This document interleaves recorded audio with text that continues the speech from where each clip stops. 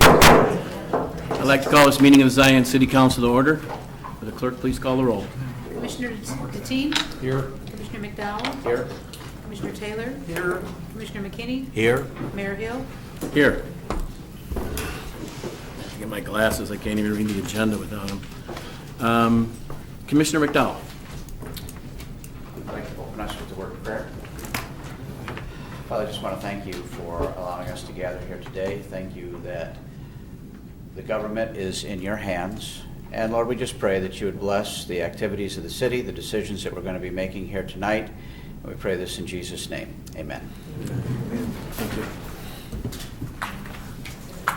Please stand and join in the Pledge of Allegiance.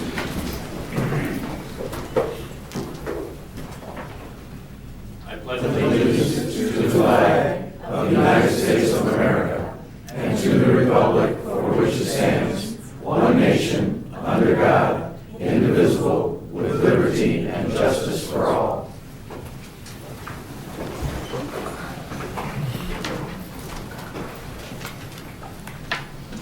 Item number 4 is agenda changes.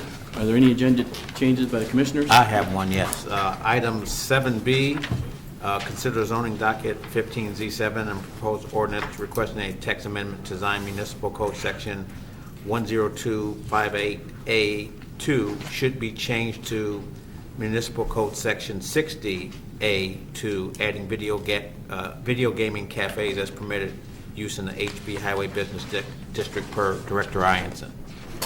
So the change should be 102-60A2.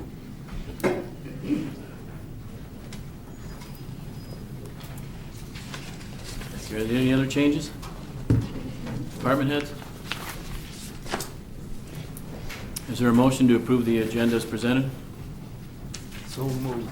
Have a motion? Second. And a second. Further discussion? Clerk, please call the roll. Commissioner Deteen? Aye. Commissioner McDowell? Aye. Commissioner Taylor? Aye. Commissioner McKinney? Aye. Mayor Hill? Aye. Item number 5 is citizens' comments.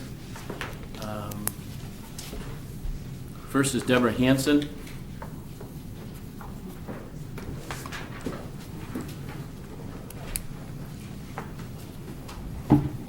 Good evening, everyone. I'd like to, first of all, thank Mayor Hill and the rest of the board for this opportunity. I was here a few weeks ago, or a couple months ago, talking about the video gaming. And as I mentioned the last time, our family just recently opened up a video gaming in Waukegan, and it's been very, very successful. We're a little bit different from a lot of them because we make it a little more upscale. We pay our employees more than the average. They also have like a dress code. We don't have any gaudy signs outside, so it's very, very classy. We also recognize that our customers are there for entertainment. It's a kind of an upscale, and it's, we're welcome to say that we get a lot of customers from Zion, as well as a lot of people from Lake Forest, Illinois, believe it or not. Anyway, I have a couple things I just want to give to you. Is that okay? I want them to see this. Sure. It's just a little brochure on our company, and I included some photos of our facility. As I mentioned, it's a family-owned business, and we've spent a lot of time in Waukegan and came to Zion for many years. My mom spent many years driving us to the roller rink every week when we were growing up. We have very classy employees, professional team. All of our employees are Bassett certified as well as SurfSafe certified. So we're very, very strict about nobody under 21 is allowed in the facility. We're just here to ask if we can get approved for 2 locations. Thank you. Thank you. Next is Clyde McLemore.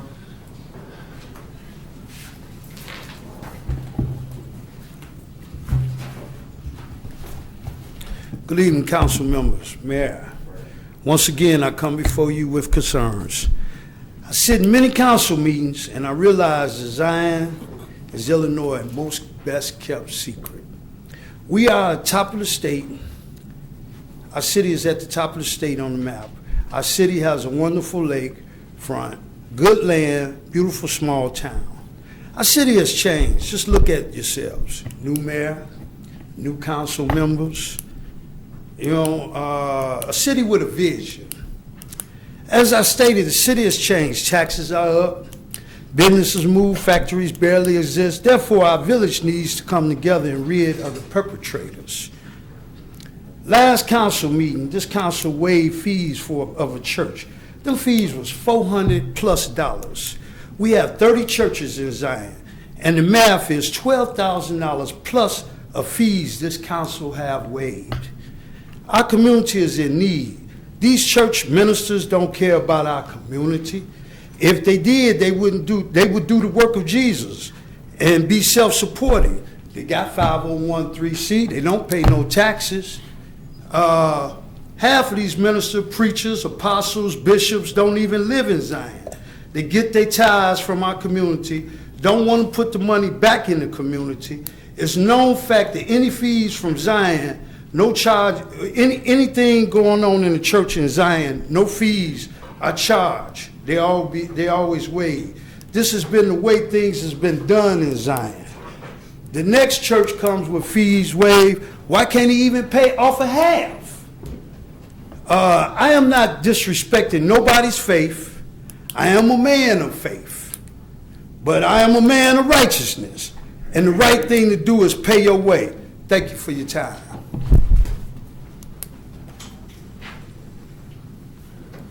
Thank you, Mr. McLemore. I guess I'm going to respond to that. I think that the churches in our community do a very good job. I think they minister to many, many people of all different faiths, of all different economic stratas. And I think that I take umbrage at the comments that you made about the ministers that are in our community. I think we have talked about, this subject has come up before, and one of the suggestions is that the city council, and what happens is that every time a church wants a waiver on a fee, they come in here, and I think that the council should take a policy that will apply to every church and every nonprofit organization that has a 501c3 designation, and we will determine, I think it would be a good idea if we determine that we give it to all of them or we give it to none of them. And I think that may be on the agenda in the future so that this subject is, can be discussed once and put the rest. So I understand your concern. I do disagree with you. I have a very different opinion of what the ministers in this community do and what the churches in this community do.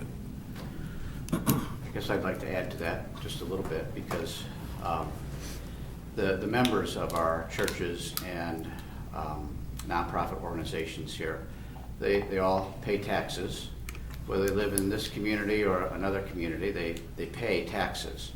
And these people come together for charitable purposes, for the good of the community, and they provide value to the community.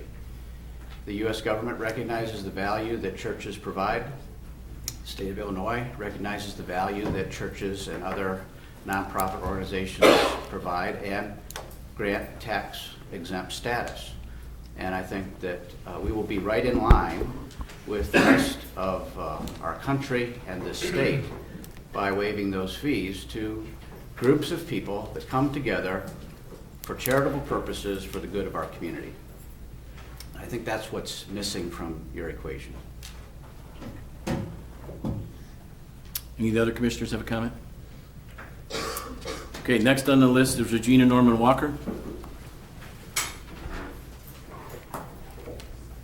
Good evening, everyone. Good evening. Mayor Hill, council members, other officials.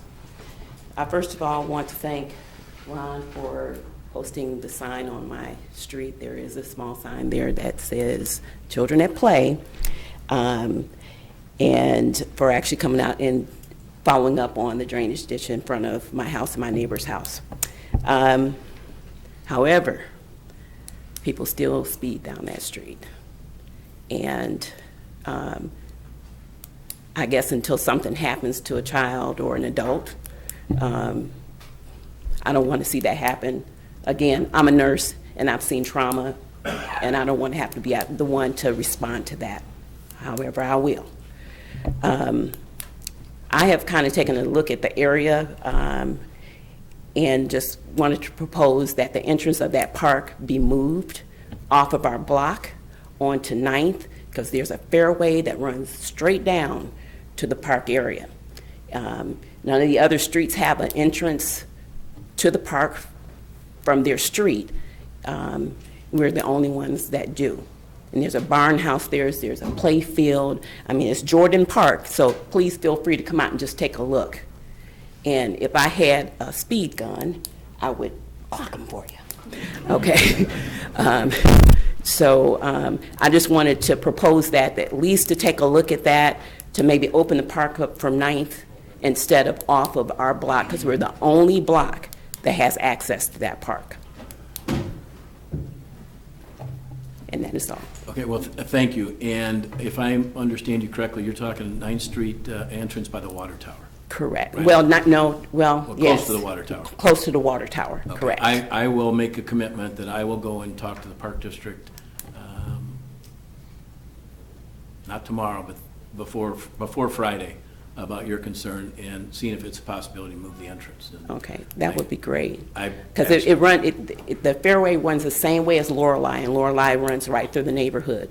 And that is the way people travel through from 9th to 173 as well. So they speed through that area as well. But when it's time for the park to do their little thing, it's straight up our street. And I actually have to confess that I designed that park that way. So it was a long We time gotta ago. talk. It was a long time ago. We gotta talk. So I'll see what I can do to get it moved up to 9th Street. All right, thank you, sir. The next on the list is Norris Ladd. Mayor, Councilman. I'm the same with Regina, how the park is. Kids come stop by the house and say, I gotta go urinate. They close the park's washrooms. Well, 6% of our taxes goes to the park district. Why is the washroom being closed?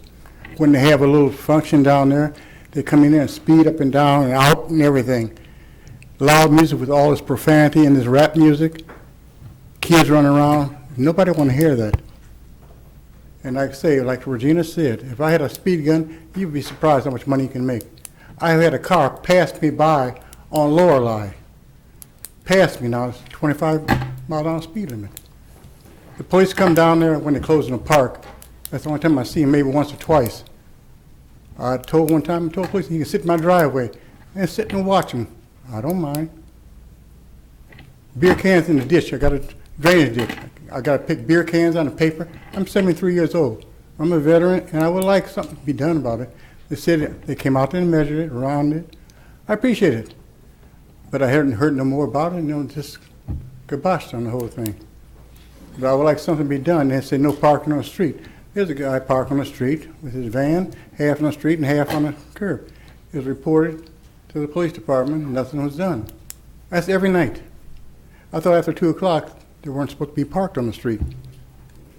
So, and I'm not, cars try to come down there, they park on there, they can play heck, trying to get down through there. And people come out to park from the dog training session and everything, out of town and everything. Sure, they come out there, they speed. They don't live, some is Wisconsin, some around here, Zion resident. And I have pictures, then they take the dog out the gate from the pole barn. The dog would use the outside the gate. And the park district cleaning this up, why, and the kids play there. And they get in there till 12, 1 o'clock at night, I hear them going down through there. Now, Regina's my next door neighbor. I hear them going in there, and they're not playing no basketball at 1 o'clock in the morning. And I appreciate somebody or someone do something about it. That's all I have to say. I will pass that information on to the Park District when I talk to them about the entryway Yeah, see- also. But what you need to understand is that the Park District is completely separate from the city, and I would encourage you to take the concerns to the Park Board. They meet the third Thursday of every month at the Leisure Center, right across on the circle on Dowie Drive. Yeah, because they got a big sign to say the park closed at dusk. Right. There's no chain across there, so anybody can come in there, whatever they want to do. Okay. Okay, thank you. Thank you. Councilman, thank Excuse me, you. Mayor. Can you tell me where that van's parked so I can address that? It's on, I stay 413 Franklin Court, so it's about 4110 Franklin Court. It's okay, thank you, Councilman. Thank you. Thank you, Mayor. Before we move on to item 5, I've got a couple of remarks that I would like to say under citizen. We've got one more person that did not sign whether she can speak. Sure. Thank you, Larry. Good evening. My name is Pamela Jeffries, Zion resident. I just wanted to pose a question to the council about my concerns about the tax rate in Zion. It's the highest in Lake County. I've talked with Mr. Wickets as well as been to the county assessor's office. And I'm just concerned that what's the plan for Zion going forward, with it being the highest tax rate in Lake County? I don't see where Zion offers anything greater than than a lot of the lower rated communities in Lake County. What is the plan? If it continues at this rate, people are going to be taxed out of their homes in Zion, and I just would like to pose that question to the council. Your new administration, what's your plan for Zion going forward to help the residents with the burden that we have with the taxes here? Well, I'll make an attempt at that. I'm not sure it's going to satisfy anybody. But we all recognize that the tax rate in Zion is extremely high. And like you said, I can't say for sure. It's the highest in Lake County. County. I'll take your word for that it's the highest in Lake County. And we've known that for a while, and myself, and when Commissioner McDowell was president of the Park Board, previous Commissioner Flamini, and representatives from all the taxing bodies began meeting. And we were trying to put together cooperative efforts on how we can all keep the tax rate down. One of the things and it's a catch-22 for us right now. One way to reduce the tax rate is to bring in economic development. And everybody thinks that that's real easy. It is extremely difficult. And we have a particularly hard time when we're competing with the state of Wisconsin and Kenosha and the amount of money that they're throwing at businesses from Illinois and Iowa to come to Wisconsin. We also have another particular thing that's hurting us, and it's our taxes.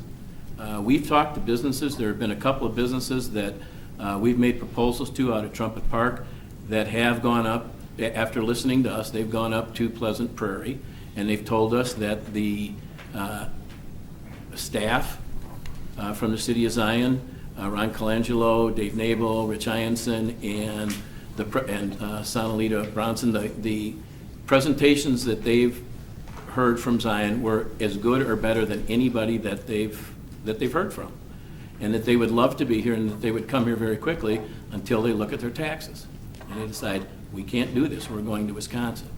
So we formed a group of representatives from all the taxing bodies to try and figure out ways that we can lower the taxes. The city, I think the Park District, I believe you said it was 6% or 7%, and the Park District has held a steady levy, which means that they have not raised the taxes that go to the Park District. The city has held a steady levy for 2 years, David? 3 years. But we're 12% of your tax bill. So there's very little that we can do. I mean, if we cut your taxes in half from the city, which is, you wouldn't have any staff left. You wouldn't have any police protection or fire protection or anything. But if we cut them in half, that would affect your tax bill 6%, and that's all. We are working with the other taxing bodies to try and come up with ways for everybody to work together to keep taxes down. Now, we started this about 1.5 years ago, and we haven't made a whole lot of progress just because, I don't mean this lightly, but life gets in the way. And it's one of my goals to get this group working together again. We need to find out how much is the school district paying for toilet paper and how much are we paying? You know, how much are you paying for paint? How much are you paying for fertilizer? And how can we cooperate closer with all the taxing bodies and keep the taxes down. But I think if you look at that, it's minuscule. We're looking at, one of the things that we're looking at, and we're putting together a request for proposal right now, is dissolving our fire department, and after that, then look into the possibility of combining with the Beach Park Fire District and Newport Fire Districts and combining all the efforts, and hopefully that would cut down redundancies. We're looking at we're also limited in some of the things we can do to raise money because we're not a home rule community. I think that we have to seriously look at being a home rule community, because a lot of the things that we try are, and I don't mean this, I'm not being facetious when I say this, but a lot of the things that we try may raise $50,000 or $20,000, or we can cut $100,000, but we're looking at, the city is looking at a $1.5 million deficit at the end of this year. And we have covered our deficit that we're operating this year with all of our extra cash. So we have some serious problems ahead of us, and I truly sympathize with how you feel about the taxes. I feel the same way. I live here. I don't like the amount that I'm paying, but the city is a small portion of your tax bill. We try every day, every single day. There's at least 1 or 2 or 3 discussions that I have about economic development. We're trying. I agree with what the mayor has said, and I just want to add to it just a little bit, because the actual solution is that all the taxing bodies reduce their levy. So whether property values go up, if property values go up, certainly the taxing bodies need to reduce their levy, so that they need to know how much funding they need to operate. The pattern has been that regardless of the property values, taxing bodies levy the maximum amount they can levy, and that keeps the tax rate going up. But we actually have to lower our levy, and not just the city, not just the Park District, but all of our taxing bodies have to commit to lowering the levy. I gave an analogy to some of our department heads. I once bought a truck that I couldn't afford. It was a very nice truck. I liked that truck a lot. It functioned well. Every month I had to pay for it, and I was paying more money than I could afford to pay for it. Now, it wasn't the truck's fault. It was my fault because I bought it and I couldn't afford it. And the best day of my life in that truck deal was when I sold it. And I think we're living beyond our means, and we have to reduce our spending. And those are the real answers to your question. And I would like to just follow up on that it has been a tradition for the taxing bodies to go the limit on the taxes and then spend what they have. And it was Commissioner McDowell who raised the point at one of these meetings that we have, is you have to figure out how much does it cost to educate a child, or provide parks and recreation for a child, or provide police and fire for a community. And you have to figure out how much does it cost and then tax accordingly. You don't take all you can get and then spend what you get. You have to figure out what does it cost to do this and then tax accordingly. And that's a hard hurdle to get over when talking to people about that. So I truly appreciate your comments. It appears that if this continues, if something, and I know you say it's hard to do, but if it continues, then you're going to be left in a hard spot, as well as the residents, because it's going to be a mass exodus out of Zion, because literally people will be taxed out of their homes. Right now, my escrow is more than my principal and interest, and that's just not good. So is mine. Yeah, I agree with you. And you've raised a very important issue. Yeah. All right. And keep raising it. Yes, thank you. Okay, thank you.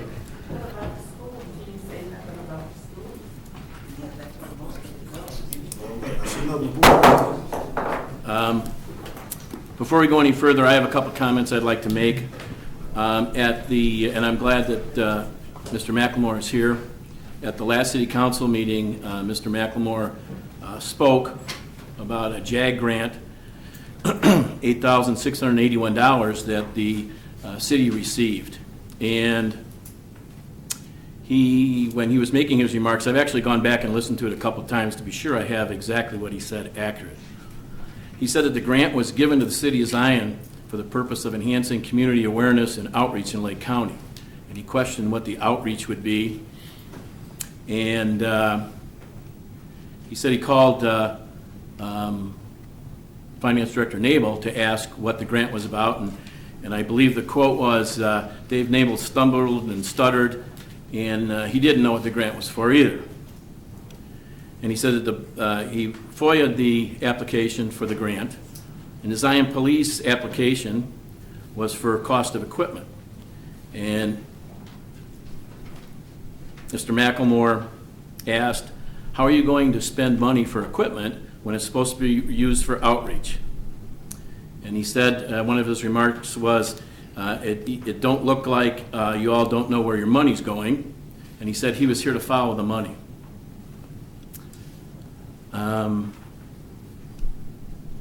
At best, I interpreted those remarks as an innuendo that the city staff doesn't know what they're doing. And at worst, I interpreted those remarks as an accusation that funds were being misspent. I was confused after the meeting because I hadn't heard anything like this before. And I know that our department heads are the best department heads that I've ever seen for any city that I've been associated with. I know our police department is professional and they don't misappropriate money. So I assumed that Mr. McLemore was confused or misinformed with the information that he had about the money.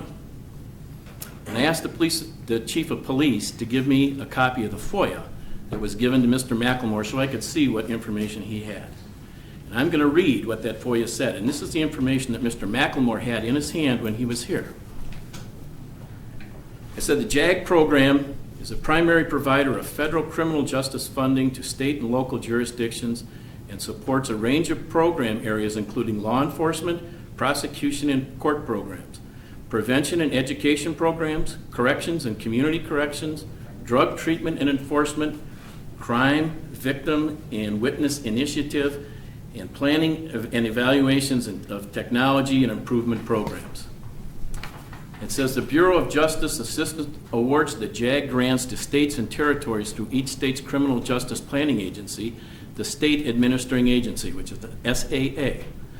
The SAA in turn passes a designated percentage to local governments such as Lake County State's Attorney's Office. The Lake County State's Attorney's Office keeps the grant funds awarded to them and then distributes the awarded grant funds to local government agencies. In this case, the Waukegan Police Department and the Zion Police Department. There's a sentence in here that doesn't relate to anything, so I'm going to skip that. It says each agency must specify what their plan on using the JAG grant funds for before the JAG grant is awarded. The Bureau of Justice Assistance reviews the applications for compliance and only awards the JAG grant if the specified use meets the JAG grant requirements specified. The Zion Police Department applied for the Edward Byrne Memorial Justice Assistance Grant in 2015 and specified that we would be using the grant funds, if awarded, to help cover the cost to equip one of the new squad cars we had purchased.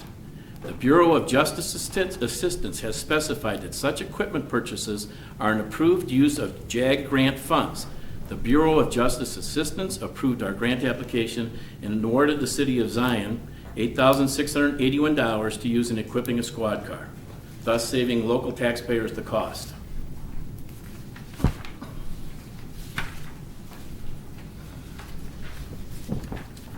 Go on to the budget detail worksheet on page 2. Item is equipment, and it says in-car mobile data computer and mount, $5,245. Vehicle separation cage and installation, $3,421, for a total of $8,661. The budget summary shows total project cost, $8,681. The project identifiers, this is for fiscal year 2015 JAG program. Project identifiers, prosecution, community outreach, equipment, general. That's across the top. The abstract says, the Waukegan Police Department The Lake County State's Attorney's Office and the Zion Police Department have teamed up to enhance crime prevention efforts to benefit the citizens of Lake County and the city of Waukegan, the county seat. The Lake County State's Attorney's Office proposes to use JAG funding in the amount of $8,681 to enhance their community outreach program by purchasing materials and equipment needed to continue their community outreach program, especially in the areas of bullying, cybercrime, and teen violence. Another paragraph down, the Waukegan Police Department intends to use the funding of $26,043 to retrofit our incident command vehicle by replacing generators, cabinetry, and work surfaces. I'm going to skip one more paragraph that doesn't apply. The Zion Police Department will use funding of $8,681 to outfit police patrol cruisers with equipment necessary to deploy them. The equipment needed includes emergency lights and sirens, AV equipment, security cages and hardware, and mobile data computers. That is what the Zion Police Department applied for in this grant, not for community outreach. Mr. Mayor, can I- Excuse me, when I finish. Within the scope of the grant program, these funds will aid the Zion Police Department, a municipal government law enforcement entity, to support our deployment of a patrol cruiser. All the funds allocated to the Zion Police Department will be used to equip our new patrol cruiser with a proper safety cage, in-car video system, a mobile data computer. The funding received will not sufficiently cover the cost of the project, and therefore the Zion Police Department shall absorb the difference between cost and the amount paid by the grant. Now, I said before I thought perhaps Mr. McLemore was confused or misinformed. This seems clear to me that the application is precise in language and that the Zion Police Department was to be used to outfit a squad car. Lake County State's Attorney was using their funds for outreach. There doesn't seem to be any confusion or misinformation in the grant. What I have concluded is that Mr. McLemore conveyed false and inaccurate information to this city council at our last meeting. The question is, was he confused or misinformed, or did he do this deliberately? Each council member will have to determine that answer for himself. I know how I've answered that question, and I know that that answer will affect Mr. McLemore's credibility with me every time he speaks before this council. Again, Mr. Mayor, I was at the council meeting, this Lake County Council meeting, when they awarded the grant. Audrey Nixon awarded it, said Zion will get this money. I stopped, I asked Audrey, what is the money be used for? Community outreach. They don't sound like buying no car equipment. And that's exactly what she said to me. I'm still waiting on the state's attorney's office to answer their FOIA that they refused to answer. Now, that was what was told. Mr. Council member. McLemore, you had the information, the same information that I just read in your hand at that meeting. And Well, that's at the not what, same that time- is not what you presented. You presented innuendos about our staff that were inaccurate, and I truly do not appreciate it. This a federal grant. If it's misfunded, y'all just gotta pay it back. You're out of order, that's enough. Item number 6 on the agenda is the consent agenda. Clerk, please read the consent agenda. Approval of minutes of a regular meeting held on August 4th, 2015 at 7 p.m. Approval but not release of closed session minutes of a meeting held on August 4th, 2015 at 7:50 p.m. Bills, vouchers 121,531 through 121,652 drawn on First Merit Bank, total $325,096.56. Is there a motion to approve the consent agenda? A motion? There's one correction, Mayor. Under the heading also present, it says Fire Rescue Chief John Lewis. He was not at the meeting. It was Deputy Chief Eric Montellano.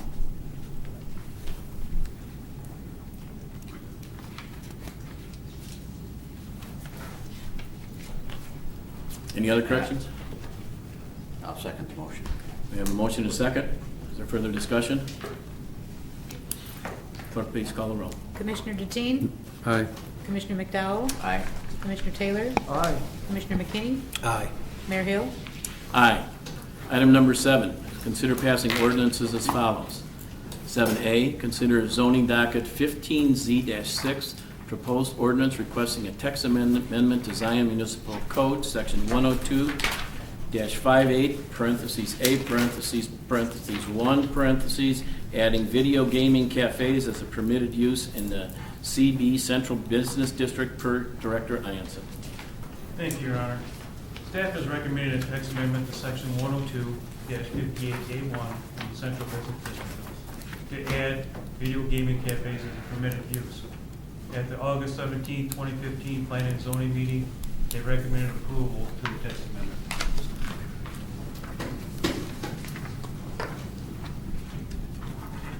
Is this just a language change that we're making? We are adding video gaming to the Central Business District and Highway Business District. If we didn't add video gaming to the Central Business District in this ordinance here, could they operate in the Central Business District because they're a business?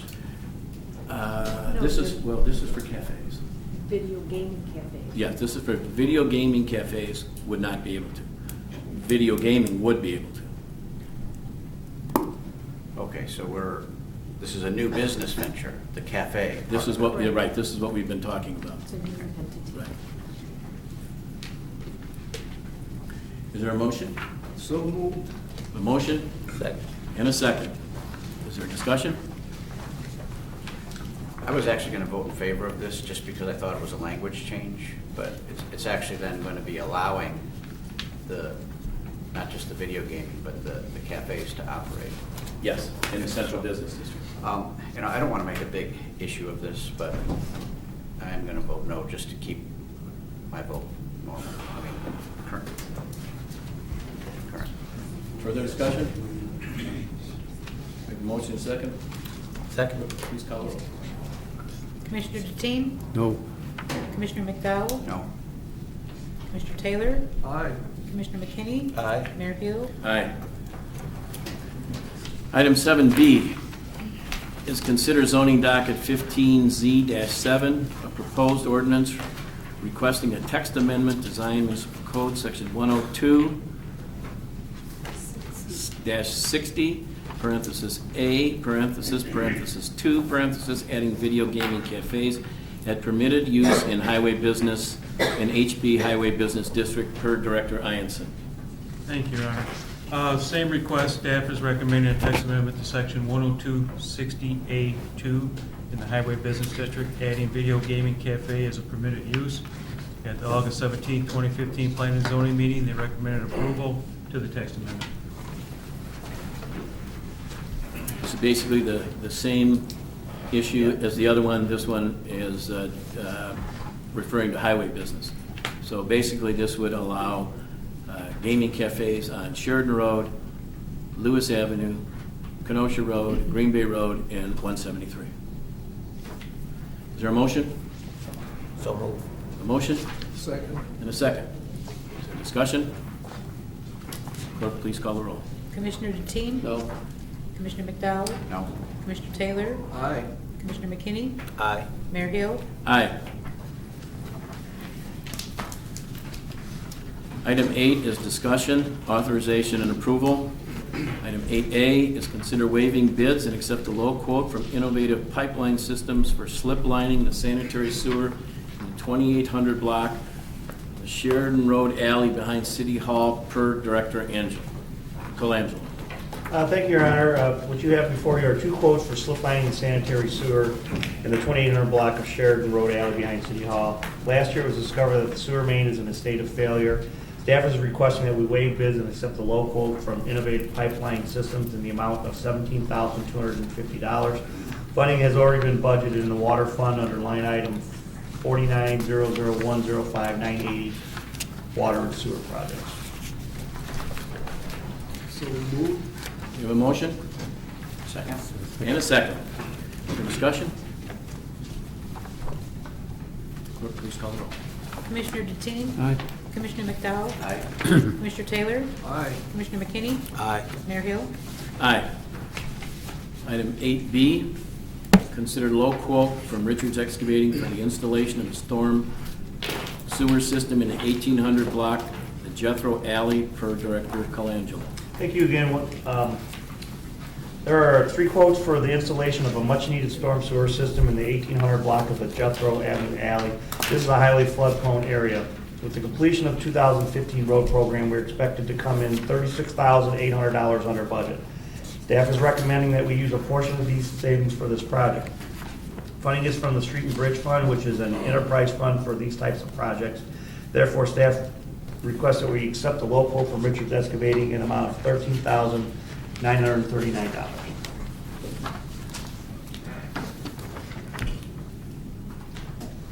Is there a motion? So moved. Second. A motion and a second. Discussion? Ron, does this cause basement problems or is this street problems? Rear yards and some basements, it's very bad over there. And they've been waiting a long time for this. This will also free up our staff to do the Franklin Fort storm sewer. Okay, we have a motion and a second. Is there further discussion? Clerk, please call the roll. Commissioner Deteen? Aye. Commissioner McDowell? Aye. Commissioner Taylor? Aye. Commissioner McKinney? Aye. Mayor Hill? Aye. Item 8C, consider approval of TIF number 1 grant, Debbie Kate LLC, per Director Nabel. Thank you, Mayor Commissioners. On June 8th, Deborah Ramsey of WK LLC approached the TIF board to present her plans to repair and improve her building, which was much needed due to the demolition of an attached building. This is the IUP's building on Sheridan Road. Based on the information provided in the TIF board, to the TIF board and including the package before you, TIF recommends entering an economic incentive agreement with WK LLC in an amount not to exceed $32,550. This is for the entire repair of the north face of that building. Is there a motion? So moved. Motion? Second. And a second. Discussion? Commissioner, Director Nabel, I'm looking through here and the grant is for the amount of $32,000. The lowest quote I see in here is $40,000. We can get revised estimate if you did. There was an initial quote that was provided that was going to do, I think it was additional buildup on that side that was going to encroach onto the next property. That's what was presented originally. When it was determined that we could not encroach on that property, the contractor came back with a revised quote lowering the amount. So there was a revised quote for the $32,000. That is the full amount of the revised quote. Thank you. We have a motion and a second. Some further discussion? Clerk, please call the roll. Commissioner Deteen? Aye. Commissioner McDowell? Aye. Commissioner Taylor? Aye. Commissioner McKinney? Aye. Mayor Hill? Aye. Item number 9 is departmental commentary. Anybody have any words of wisdom that you would like to share with us? I mean, you don't want to share them, or you don't have any words of wisdom? Don't blow your grass I in the appreciate street. the monthly report. Yes. I'd like to share one thing, and I don't have the specific details on it, but we'll get something on the website. But there is a business that moved into the spec building out in Trumpet Park. I believe it's Focus Foods, and I'm sorry if that's It is. wrong. But they are going to be having a ribbon cutting in Friday. Thank you. 11:30 a.m. Okay, everyone is invited to that. They'll be having a barbecue out there. You're welcome to come out and show your support for new business coming to Zion, new jobs. Let's show them what it's like to be in Zion. Come on out, please. And I defer to Mr. Wickets. Now that building is being operated and somebody's operating out of it, taxes will increase on that property. Yes, they will. We're working at it. We really are. Name of the business. They're Focus Foods. They do a lot What's the name of the business? organic and Focus Foods. That's what the building is. Item number 10 is announcements. Thursdays, through September 24th, 11 a.m. to 7 p.m., the Zion Farmers Market at Sheridan Road and Shiloh Boulevard. September 1st at 7 p.m. is the Zion City Council meeting. September 5th at 6:30, Zion Queens Pageant, which will be where? Usually at the band show. It's usually at the band shell. September 6th at 8:15 is the Jubilee Days fireworks. September 7th at 8 a.m. is the Mayor's Prayer Breakfast. At 11 a.m. to 6 p.m. is the Jubilee Days Arts and Crafts Festival, and at 1 p.m. is the Jubilees Day Parade. Item number 11 is a closed session for personnel, purchase and sale of real estate, and collective bargaining. Is there a motion to go into closed session? Have a motion? Second. Second. Discussion? Clerk, please call the roll. Commissioner Deteen? Aye. Commissioner McDowell? Aye. Commissioner Taylor? Aye. Commissioner McKinney? Aye. Mayor Hill? Aye.